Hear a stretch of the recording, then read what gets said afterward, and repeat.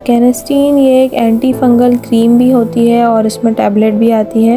ये इस्तेमाल की जाती है अगर औरतों में वेजाइना के अंदर फंगल इन्फेक्शन हो जाए, उस सूरत में इसे इस्तेमाल किया जाता है। प्रेगनेंसी में सेकेंड ट्राइमेस्टर यानी कि 4th, 5th और 6th मंथ में और इसके अलावा लास्ट मंथ के अंदर भी आपको फंगल इन्फेक्शन के चांसेस बहुत बढ़ जाते हैं।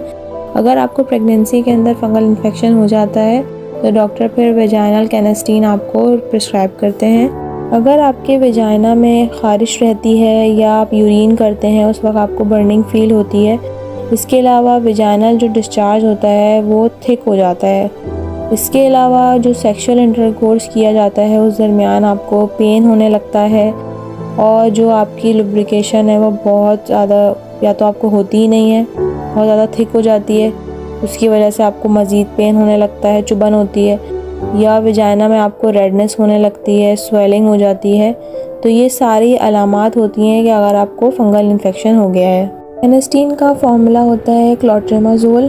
कैनेस्टीन क्रीम या टैबलेट को आप किस तरीके से वेजाइना में इंसर्ट कर सकते हैं, किस तरीके से सप्लाई किया जाता है, हम दोनों को